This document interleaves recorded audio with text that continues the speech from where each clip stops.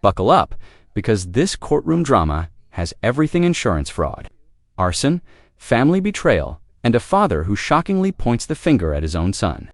Judge Boyd isn't buying excuses today, and the tension in this room is thick. You're about to hear how one reckless scheme spirals into accusations, lies, and a sentence that might surprise you. Let's break this case wide open. He had nothing to do with it. Welcome back to Time Served, the channel that scans the docket so you don't have to. There are defendants that you say, what a jackass, and you just write them off, but you really don't have any disdain for them. But when you hear what this father did to his son and then try to backtrack and lie about it today to Judge Boyd, you will know why he cannot lift his head up during this sentencing. I do feel the punishment does not fit the crime here. It was kind of the theme today in Judge Boyd's court. But tell me how you feel about this case by commenting down below. Like and subscribe, set your notifications to all. Before I say it, I really do hope you check out my new channel, Court Sessions.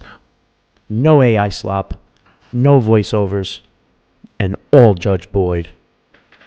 Let's roll, nerds. Did you review the true bill of indictment with your attorney? Did you understand it? Yes. Counsel, are you proceeding on the indictment as presented? We're proceeding on the last paragraph, Your Honor, and waiving the remaining paragraphs. Any objection to the waivers? No objection, Your Honor. And any objection to the waiver of the reading of the indictment? None, Your Honor.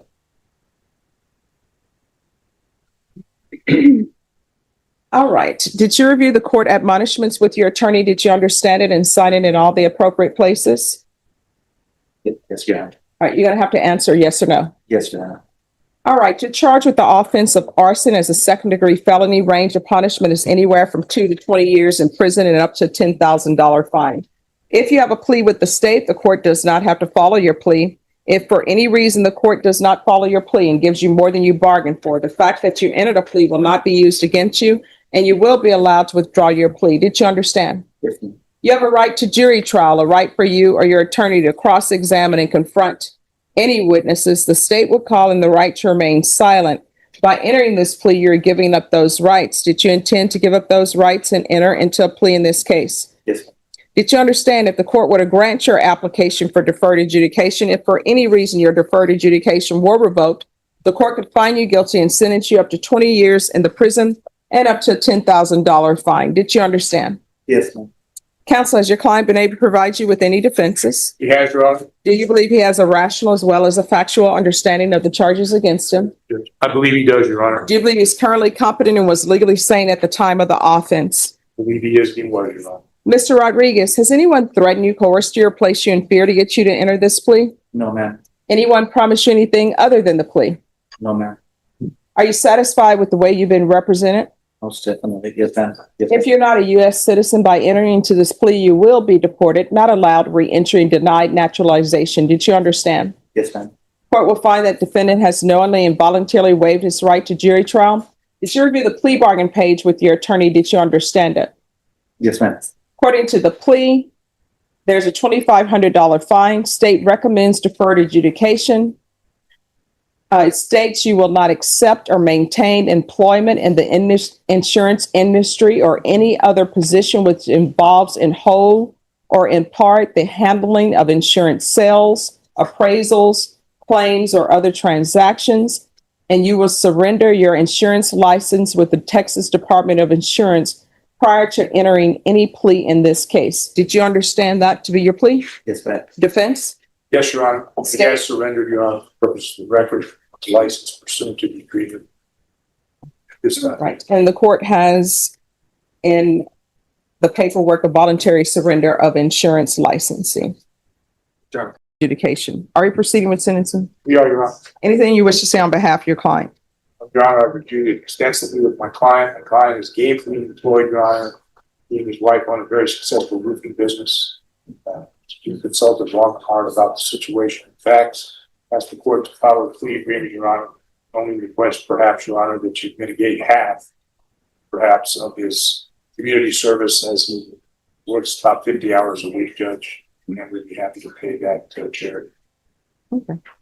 So, Mr. Rodriguez, why are you burning cars?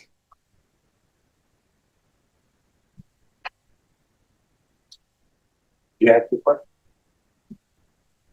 Not burning the car. Well, you burned this vehicle. Here's the thing. Do you want a jury trial? All right. So what I'm reading in this is you are part of this plan, I'm assuming, to defraud the insurance company, which means that when a vehicle is burned, for some reason, the insurance company then raises everybody else's rates, not just yours, everybody's.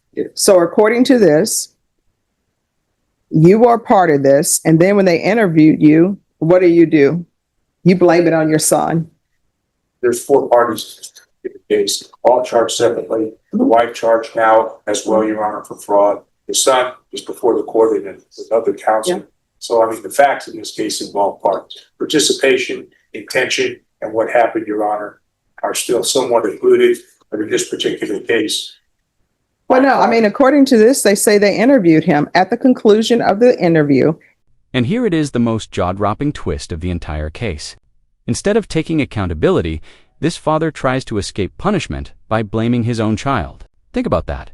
In the eyes of the law, cooperation and honesty can sometimes reduce your sentence. But Judge Boyd clearly sees through this tactic. What's even more disturbing is how insurance fraud doesn't just hurt companies, it raises premiums for all of us. Imagine your own father throwing you under the bus in front of a judge just to save himself. What do you think? Was this desperation or pure betrayal? Drop your thoughts in the comments, because this moment says everything about character under pressure. Henry V. Rodriguez, that's you, claims that the idea to set the car on fire was your son's. Henry Rodriguez and his ex-wife, Cynthia Medina you said it was your son's idea, Henry Medina Rodriguez's, and his ex-wife, Cynthia Medina Rodriguez. You just happened to be on that road to pick up your son, and you ended up leaving and the car was not on fire. That's what it says in here. When I picked him. So do you want a jury trial?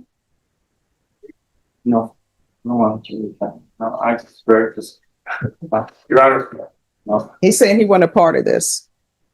But and He's saying that he picked up his son, the car was okay. He wasn't a part of burning in the fire, wasn't a part of the co-defendants. It wasn't a plan of his. He had nothing to do with it. He's just there. He picks up his son. When he picks up his son, the car is not on fire and he leaves. Well, as your Honor referenced State Exhibit 1, I mean, he stipulated that that's true and correct. And so that's the state's position as well.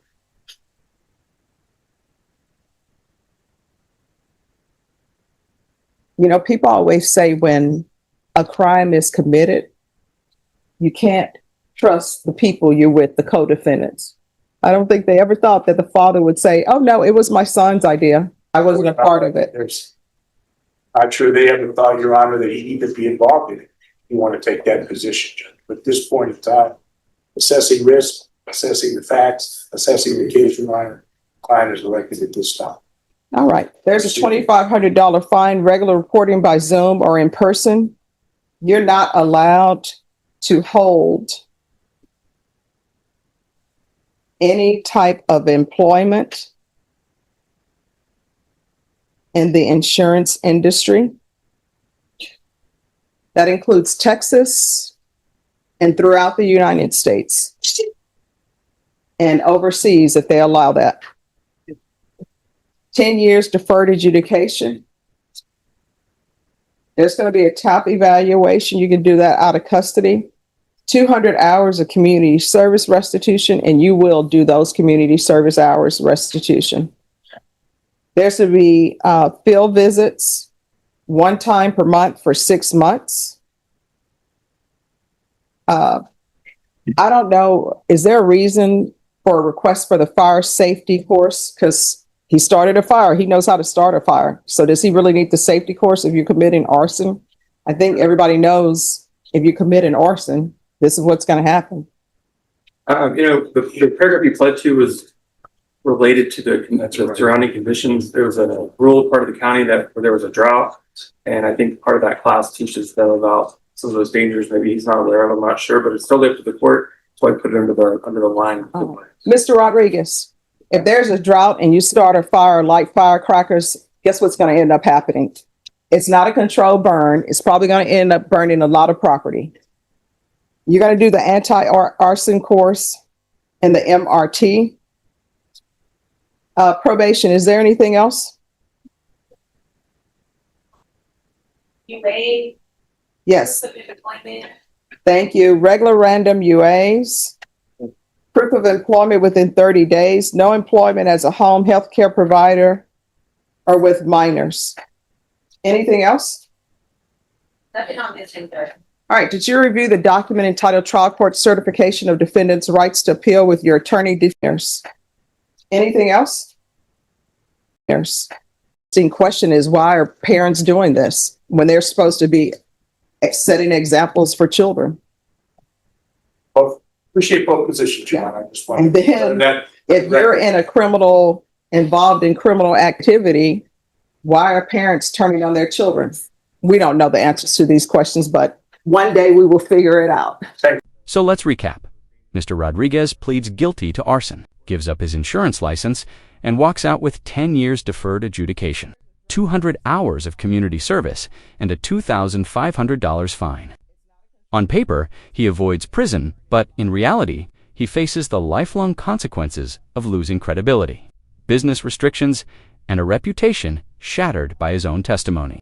Judge Boyd's ruling highlights how fraud cases ripple far beyond the courtroom, affecting families, communities, and even the financial system we all rely on.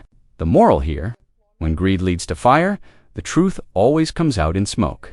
If you found this case as shocking as we did, make sure to hit that like button, share your thoughts in the comments, and don't forget to subscribe for more jaw-dropping courtroom breakdowns.